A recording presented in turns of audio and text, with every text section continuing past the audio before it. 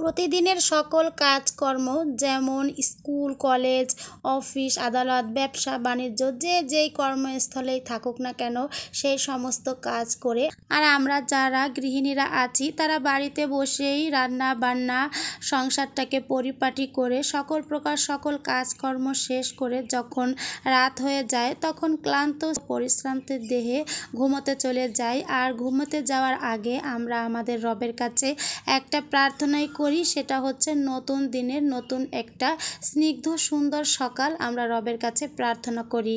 আর এটাও প্রার্থনা করি যেন কোনো রকম কোনো বাধা বিপত্তি সমস্যার সম্মুখীন না হতে হয় নতুন দিনের নতুন প্রহরে।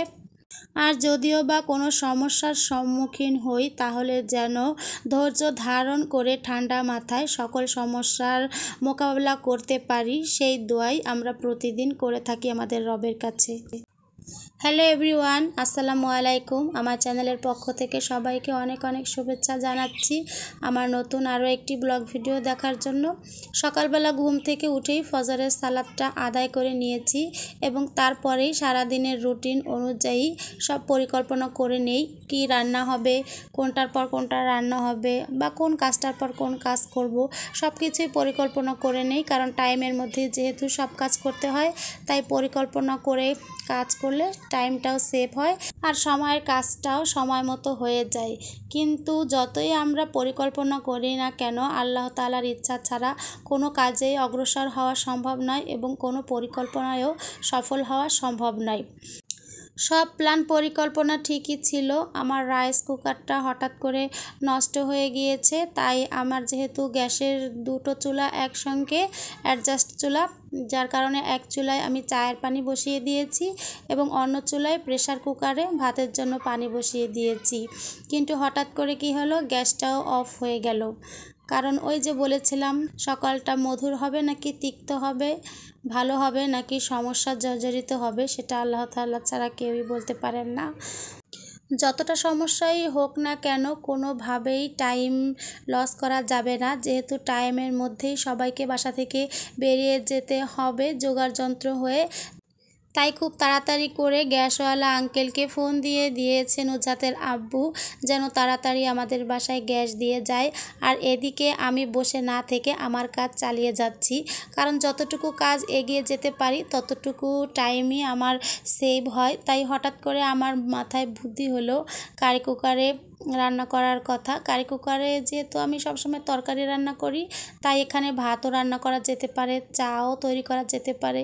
জানি না কেউ কখনো আপনারা কারি কুকারে চা তৈরি করে খেয়েছেন কি না, আমি এই প্রথমবারের মতো ট্রাই করছি। কারণ ওদিকে বাসায় আমার টি ব্যাগটাও শেষ হয়ে গিয়েছে, যার কারণে পাতি দিয়েই চা তৈরি করছি। তো দেখছি ইনশাল্লাহ খুব সুন্দরভাবে চা তৈরি হয়ে যাচ্ছে। প্রতিদিন সকালবেলা চা খাওয়ার জন্য এমনিতেই তো নুজাতের আব্বু আমাকে বকাবকি করে, তার উপর আবার নিজে থেকেই আজকে আমার কাছে চা খেতে চাইছে।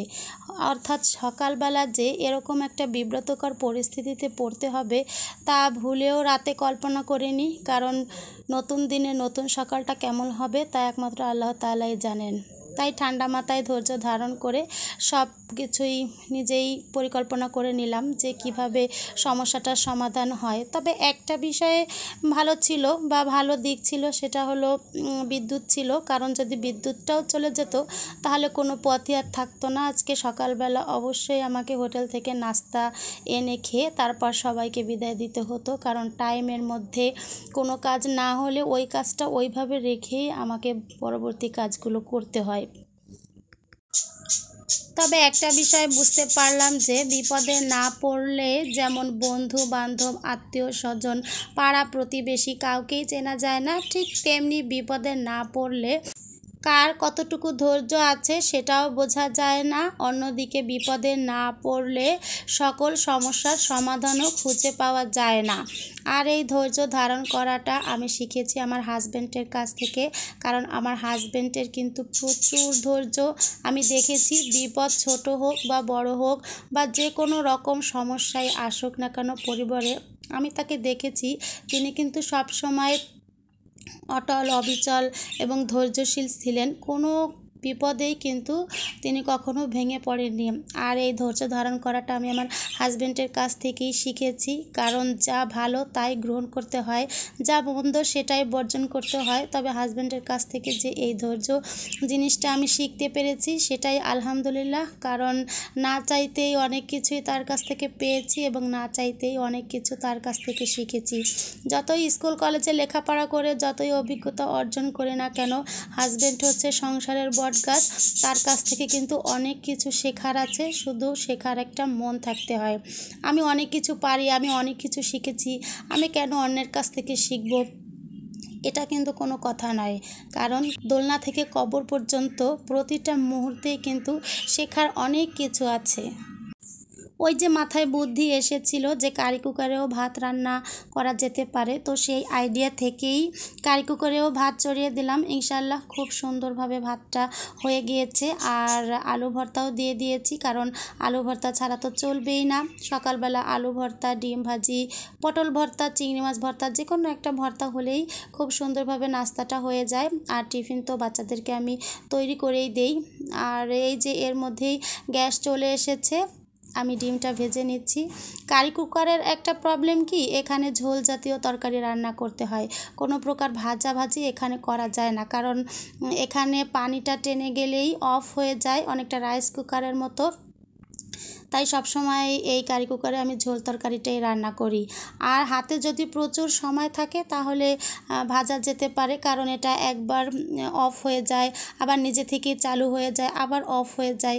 তাই হাতে যদি প্রচুর সময় থাকে তাহলে কিন্তু ওইভাবে ভেজে, কোনো মাছ ভেজে বা ডিম ভাজা এগুলো করা যেতে পারে। অন্যান্য সময়ে শুকনা ঝাল ভেজে আর পেঁয়াজ বেরেস্তা করে আমি কিন্তু একটা কাঁচের জারে স্টোর করে রাখি। আজকে সেগুলো স্টোর করা নেই, সব কিছু শেষ হয়ে গিয়েছে। তাই মরিচটাও ভেজে নিলাম এবং পেঁয়াজটাও বেরেস্তা করে আলু ভর্তা তৈরি করে নিচ্ছি। আর নূরজাত হচ্ছে একটু পরে স্কুলে যাবে, তাই ওকে একটু ভাত খাইয়ে দিব।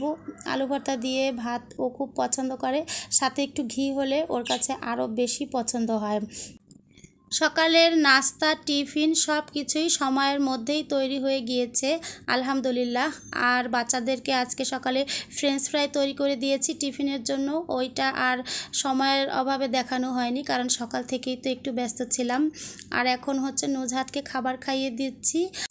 টক ঝাল আর মিষ্টিতে যেই সকালটা পরিপূর্ণ ছিল, সেই সকালটাই আপনাদের সঙ্গে শেয়ার করলাম। আজকের মতো এখানেই বিদায় নিচ্ছি। আসসালামু আলাইকুম।